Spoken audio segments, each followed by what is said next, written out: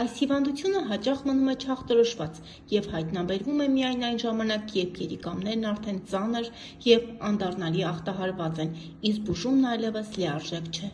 Մեր օրգանիզմը կարող է հարմարվել երիկամների ախտահարմանը և տևական ժամանակ երիկամային հիվանդությունը կարող է մնալ աննկատ։ Օրինակ, երիկամները կարող են կորցնել իրենց գործունեության 90%-ը առանց որևէ խիստ անհանգստացնող գանգատի։ Այնուամենայնիվ, կան արդյոք ախտանիշներ, որոնք կարող են հուշել այս կամ այն երիկամային պաթոլոգիայի մասին, ինչու է անհրաժեշտ օր առաջ դիմել նեֆրոլոգի, ինչ անդառնալի հետևանքներով են հղի երիկամային պաթոլոգիաները, այս և այլ հարցերի շուրջ բժշկի մոտ զրուցել ենք Իզմիլյան բժշկական կենտրոնի ինֆեկցիոն հիվանդությունների ազգային կենտրոնի նեֆրոլոգ, Երևանի պետական բժշկական համալսարանի ներքին հիվանդությունների ամբիոնի նեֆրոլոգիայի դասախոս Մանե Սարգսյանի հետ, ով նախ նեֆրոլոգի առաքելությանը։ Բարև ձեզ, շատ շնորհակալ եմ հրավերի համար։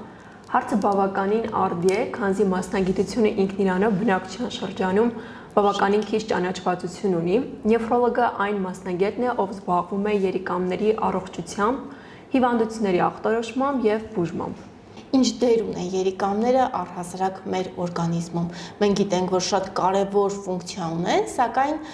որպես մասնագետ կուզենայինք ձեր խոսքերով խոսենք։ Նորմայում մենք ունենք երկու երիկամ։ Նրանք հանդիսանում են օրգանիզմի բնական ֆիլտրերը և օրվա ընթացքում մենք ունենում ենք 150-ից 180 լիտր հեղուկի ֆիլտրում, որի արդյունքում ձևավորվում է արդեն վերջնական երկրորդային մեզը 1,5-ից 2 լիտր։ Սակայն կա թյուր կարծիք, որ երիկամի ֆունկցիան սահմանափակվում է միայն մեզի առաջացմամբ, որը այդքան էլ չի համապատասխանում իրականությանը, քանզի մեր երիկամները իրենք խոշոր ֆունկցիոնալ համակարգ են իրենից ներկայացնում, մասնակցելով զարկերակային ճնշման կարգավորմանը, գլիկեմիկ ցուցանիշի կարգավորմանը, ջրաէլեկտրոլիտային, արյամեջ թթուների և հիմքերի հավասարակշռության պահպանմանը։ Որոնք են երիկամների ախտահարման հիմնական պատճառները, քանզի մեր հասարակության շրջանում, երբ խոսում ենք երիկամների մասին, միանգամից ասում են, դե երիկամի քար ունենք ու վերջ, բայց իրականում կան շատ ավելի լուրջ խնդիրներ, պատճառներ։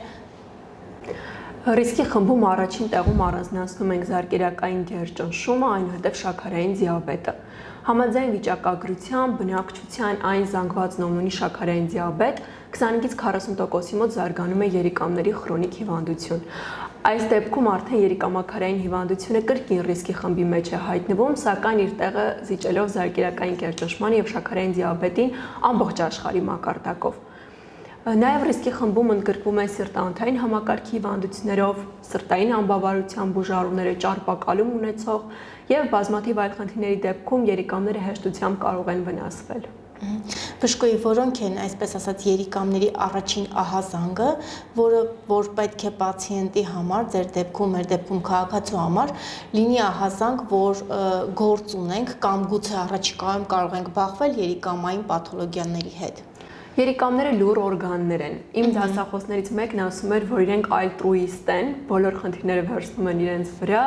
և իրենք վերջում նոր իրենց ախտահարման մասին խոսում են, ու դա բավականին իրական է, քանզի շատ երիկամային հիվանդությունների դեպքում մենք գրեթե ախտանշան չենք տեսնում սկզբնական փուլերում և նրանք ընթանում են անախտանիշ։ Հիմնական ախտանշանները, որոնք կարող են հուշել, որ մենք ունենալու ենք երիկամային ֆունկցիայի հետ կապված խնդիր, դրանք կարող են լինել մեզի գույնի, քանակի և տեսքի փոփոխությունը։ Օրինակ, փրփրոտ մեզը կարող է մեզ հուշել մեզում սպիտակուցի առկայության մասին, նախքան մեզի ընդհանուր քննություն իրականացնելը մենք արդեն իսկ ունենք նման ցուցանիշի կասկած մեզում։ Ինչպես նաև այտուսների առկայությունը հարակնակապճային շրջանում, ստորին վերջույթների հատվածում, սրանք արդեն իսկ հուշում են միգուցե սկսվող երիկամային պաթոլոգիայի կամ արդեն իսկ սկսված երիկամի խնդրի մասին։ Իսկ երիկամային պաթոլոգիաները առհասարակ Հայաստանի Հանրապետությունում կոնկրետ նկատի ունեմ, երիտասարդանում են, ինչ տենդենց եք նկատում, եթե այո, ապա ինչով եք պայմանավորված։ Քանի որ մենք խմբի մեջ ընդգրկում էինք նաև ճարպակալում ունեցող անձանց, իսկ մամնի քաշը, սխալ սնունդը, ինչպես նաև հեղուկի բավարար չօգտագործելը, կերակրի աղի չարաշահումը, սրանք բոլորը հանդիսանում են երիկամ վնասող գործոններ, հետևաբար կարող ենք ասել, որ նաև երիտասարդ տարիքում մենք արդեն սկսում ենք տեսնել դեպքեր երիկամային պաթոլոգիայով։ Իսկ ճիշտ է արդյոք, որ պետք է շատ ջուր խմել օրական, որպեսզի չբախվենք երիկամային պաթոլոգիաների հետ։ Շատը բավականին հարաբերական է ասված, քանզի օրական հեղուկի օգտագործման ծավալը կախված է ինչպես ֆիզիկական ծառաբեռնվածությունից, այնպես էլ եղանակային պայմաններից եւ արտաերիկամային կորուստներից։ Այսինքն, եթե տվյալ բուժառուն ամռան եղանակին պետք է օգտագործի մոտավոր հաշվարկով 2.5 լիտր հեղուկ, ձմռան եղանակային պայմաններում համեմատաբար ցուրտ, դա փոխվում է։ Եթե խոսենք հաշվարկային բանաձևով, կարող ենք մեր քաշը բազմապատկել 40-ով, ստանալ մի թիվ միլիլիտրով, որը խոսելու է օրվա ընթացքում մեր ցանկալի հեղուկի օգտագործման ծավալի մասին։ Խոսքը գնում է պարզ մաքուր ջրի մասին։ Բժշկուի որոնք են այն նվազագույն հետազոտությունները, որոնք կարող են բժշկի համար արդեն իսկ ցուցիչ լինել, որ գործ ունենք երիկամային որևէ պաթոլոգիայի հետ։ Երբ որ մենք պետք է հետազոտենք բուժառուին երիկամային խնդրով պայմանավորված, մենք ունենք նվազագույն հետազոտությունների ցանկ, որն ելույթն ընդհանրում է մեզի ընդհանուր քննություն նստվածքով, արյան ընդհանուր քննություն, կենսաքիմիական քննությամբ կրեատինի միզանոթի որոշում եւ գործիքային հետազոտություններից որովայնի փոքր կոնքի օրգանների սոնոգրաֆիա։ Սա այն ստանդարտն է, որը շատ գումար իրենից չի պահանջում եւ նվազ ինֆորմատիվությամբ կարողանում է մեզ հուշել, մենք ինչ որ խնդրի հետ գործ ունենք, թե չէ, եւ արդյոք կարիք ունենք հավելյալ հետազոտություններ իրականացնելու։ Եվրոպական երիկամային ասոցիացիայի կողմից ներկայացվել է ստուգաթերթիկ ABCD ստուգաթերթիկի մասին է խոսքը, որն ելից ենթադրում է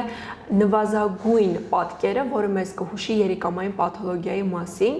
Եթե այս հապավումը փորձենք բացել, ապա խոսքը գնում է մեզում ալբումինի քանակի որոշման մասին, զարկերակային գերճնշման, շաքարային դիաբետի, լիպիդային պրոֆիլի եւ որ ամենակարևորն է կծիկային ֆիլտրացիայի արագության որոշման մասին։ Եթե մենք խոսում ենք երիկամների մասին, մենք գործ ունենք հենց կծիկային ֆիլտրացիայի արագությունը գնահատելու հետ, որն իրականացվում է որոշելով կրեատինի նահարյան շիճուկում, իսկ ինչ է իրենից ենթադրում կծիկային ֆիլտրացիայի արագությունը, դա մեզ տալիս է պատկեր, ինչ գործող մակերես ունենք մենք կծիկների մակարդակով, իսկ կծիկը մեր երիկամի ֆունկցիայի իրականացնող գլխավոր հատվածն է հանդիսանում։ Բժշկուի այ հետազոտությունների արդյունքում ախտորոշեցինք, որ գործ ունենք երիկամային պաթոլոգիայի հետ։ Ինչ է ենթադրում երիկամային պաթոլոգիայի հետ կապված բուժումը։ Կախված է նրանից, թե մենք երիկամի սուր ախտահարում ունենք, թե քրոնիկ։ Սուրի առաջացման պատճառները որոնք են։ Մենք ունենք, այսպես ուսանողներին ոնց ենք բացատրում, սուրի դասակարգման 3 պատճառ ունենք՝ պրերենալ, ռենալ եւ պոստռենալ, այսինքն այսպես միանշանակ ասել, թե ինչ իրենից ենթադրում երիկամային պաթոլոգիայի բուժումը, ինքը հստակ չի, կախված է թե որ պաթոլոգիայի հետ գործ ունենք։ Ուզում եմ խոսենք դիալիզի մասին եւ ինչու դա այլևս որպես դատավճիռ չընկալել։ Նախ պատասխանեմ այն հարցին, թե ինչ իրենց ենթադրում դիալիզը։ Դիալիզը երիկամ փոխարինող բուժման եղանակ է, այսինքն այն բոլոր ֆունկցիաները, որը արդեն իսկ թվարկեցի, որ իրականացնում է երիկամը, երբ որ ինչ-որ պահից, ինչ-որ պատճառով ինքը չի կարողանում իրականացնել այդ տոքսին նյութերի հեռացումը, հեղուկի ծավալի կարգավորումը, էլեկտրոլիտների բալանսի բերելը, այս դեպքում արդեն բուժման այլընտրանք է դառնում հեմոդիալիզի եղանակով բուժում իրականացնելը։ Որքան է տևում, այսինքն հեմոդիալիզը այլևս ամբողջ կյանքի համար է եւ սա թերևս ամեն այսպես ասած վախեցնողն է, հա, պացիենտների համար, դե եթե ամբողջ կյանքում ես պետք է գանված լինեմ այդ դիալիզի աթոռին ժամերով, ուրեմն էլ ինչի մասին է խոսքը, որ հետագայում կարող եմ լավ արդյունք ապահովել։ Ուզում եմ մեր հետևորդներին, ձեր պացիենտներին առհասարակ ովքեր որ առնչվում են այսօր հեմոդիալիզի հետ, մենք մի փոքր փորձենք լավատեսություններ արկել։ Դուք ձեր խոսքի մեջ արդեն նշեցիք եւ ես էլ ուզում եմ կրկնել, որ դիալիզը դա դատավճիռ չէ։ Եվ մենք ունենք դիալիզի ցուցման եւ սուր եւ քրոնիկ իրավիճակներ։ Եթե խոսում ենք սուր իրավիճակային դիալիզի ցուցման մասին, այս դեպքում խոսքը ամբողջ կյանքի մասին չէ, բուժառուները ստանում են որոշակի քանակությամբ դիալիզի սեանս, որից հետո ֆունկցիան կարգավորվում է եւ իրենք այլևս դադարում են ստանալ, այսինքն պարտադիր չէ դիալիզ սկսել այն մտքով, որ դա ամբողջ կյանքի համար է։ Նույնիսկ քրոնիկ իրավիճակներում երբ որ մենք գործ ունենք արդեն երիկամների քրոնիկ հիվանդության տերմինալ մակարդակի ախտահարման մասին, երբ որ մեր երիկամները իրենք անվերադարձ կորցրել են իրենց ֆունկցիան անդարձելի կերպով, այս դեպքում այո, ինչ որ պահից ընտրություն է դառնում դիալիզի եղանակով բուժում սկսելը, սակայն սա նույնպես չի ենթադրում իրենից դատավճիռ կամ ամբողջ կյանքի ընթացքում փորձը ցույց է տվել, որ մենք ունենք բուժառուներ, ովքեր պահպանված դիուրեզով եւ երբ լաբորատոր տվյալները կարողանում ենք կարգավորել, իրենք կոմպենսացված վիճակով որոշակի ժամանակով կարող են իրենց խրոնիկ դիալիզը դադարեցնել։ Դա չի նշանակում, որ մի քանի ամիս հետո չեն վերադառնալու դիալիզի, բայց սա հույսի մի նշույլ է, որ այո, մենք սկսում ենք հեմոդիալիզով բուժում, բայց իդեալական կոմպենսացիայի պարագայում մենք կարող ենք որոշակի ժամանակով նաև դադարեցնել դա։ Այսինքն բուժման արդյունքը մեծապես կախված է նաև հիվանդի տրամադրվածությունից։ Եվ տրամադրվածությունից, եւ խորհուրդներին, եւ ցուցումներին հետևելուց, որը շատ կարևոր է հենց կոնկրետ հեմոդիալիզ ստացող բուժառուի պարագայում, ովքեր պետք է որոշակի սննդային սահմանափակումներ իրականացնեն, հեղուկի օգտագործման սահմանափակում իրականացվի։ Այս պարագայում արդեն մենք ունենում ենք փոխհամաձայնեցված աշխատանք, որը եթե 2 ստեկ աշխատի, մենք կունենանք իդեալական արդյունք։ Իսկ առավել շատ ինչ է խոսում ձեր պրակտիկան բժշկուի, առավել շատ երիկամային պաթոլոգիաների հետ բախվում են կանայք թե տղամարդիկ։ Եթե հաշվի առնենք, որ ռիսկի գործոնների մեջ կարող ենք նաև ծխելը առանձնացնել, ալկոհոլի չարաշահումը, ինչպես նաև չնշվեց, սակայն ուզում եմ հավելել նաև դեղորայքի օգտագործումը ու անհարկի դեղորայքի կիրառումը մասնավորապես ցավազրկողների, իրենք կարող են երիկամի պաթոլոգիաների առաջացման լուրջ ռիսկի գործոն հանդիսանալ։ Այս դեպքում երևի թե նաև զարկերակային գերճնշում, շաքարային դիաբետ հաշվի առնելով ավելի շատ տղամարդկանց մոտ է հանդիպում։ Հետո մենք այդտեղ պաթոլոգիաներ ունենք, որոնք կախված ռասայից, տարիքից, սեռից, նաև որոշակի խումբ ընդգրկում են տղամարդկանց, սակայն եթե առաջացման պատճառը աուտոիմուն հիվանդություններն են, օրինակ համակարգային կարմիր գայլախտը, այս դեպքում տոկոսային ավելի շատ կանանց մոտ է հանդիպում։ Ինչպես կարողանալ շրջանցել երիկամային պաթոլոգիաները, կա արդյոք բանաձև։ Առաջին կետով ուզում եմ նշել բավարար քանակի հեղուկի օգտագործումը, որի մասին արդեն խոսվեց, նաև կերակրի աղի սահմանափակում, եթե բուժառուի մոտ առկա է զարկերակային կերճնշում կամ շաքարային դիաբետ, ապա տվյալների դեղորայքի օգտագործումը եւ տվյալների նորմայի սահմանում պահպանելը։ Օրինակ զարկերակային գերճնշման պարագայում, շաքարային դիաբետի պարագայում կանոնավոր դեղորայքի օգտագործումը եւ ցուցանիշների նորմայի սահմաններում պահպանելը։ Անհարկի դեղորայքների չօգտագործելը մասնավորապես ցավազրկողների, ինչը կուզեի նշել երիկամների խրոնիկ հիվանդություն ունեցող բուժառուների համար եւ առհասարակ, ինչպես ապահովել երիկամների առողջությունը, այստեղ նաև առանձնացնում ենք ֆիզիկական ակտիվությունը, խրոնիկ հիվանդների դեպքում ինչպես նաև գովելի է չափավոր ֆիզիկական ակտիվությունը քայլքի տեսքով, որը խրախուսվում է, ոչ թե հակացուցում է հանդիսանում։ Բժշկուի դուք խոսեցիք նաև ցավազրկողների չարաշահման մասին, իսկ մենք գիտենք, որ մենք հայրս առհասարակ փոքրիկ գլխացավի դեպքում կամ թեթև ինչ-որ խնդրի դեպքում միանգամից ցավազրկող ենք խմում։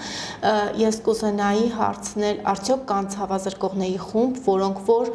առավել շատ նպաստում են երիկամային պաթոլոգիաների առաջացմանը կամ զարգացմանը։ Մենք ունենք ոչ ստերոիդային հակաբորբոքային դեղորայքի խումբ, որը առավել տոքսիկ, նեֆրոտոքսիկ ազդեցություն է թողնում, եւ ինչպես դուք նշեցիք, տարբեր ցավերի ժամանակ մեր բնակչությունը սովոր է օգտագործել ցավազրկողներ։ Այստեղ շատ կարեւոր է նշել նա, որ դեղորայքը պետք է օգտագործվի ըստ ցուցման, այսինքն եթե տվյալ դեղորայքի, ինչպես իմ նշված դեղորայքի խմբի մասին է խոսքը, ցուցումը դրվել է բժշկի կողմից, ապա այս դեպքում մեր կողմից մենք հավելում ենք բավարար քանակի հեղուկի հետ օգտագործելը։ Այսինքն եթե անխուսափելի է ցավազրկողի օգտագործումը, այդ դեպքում ցանկալի է օգտագործել բավարար քանակությամբ հեղուկի հետ։ Շնորհակալ եմ բժշկուին։ Ես էլ եմ շնորհակալ։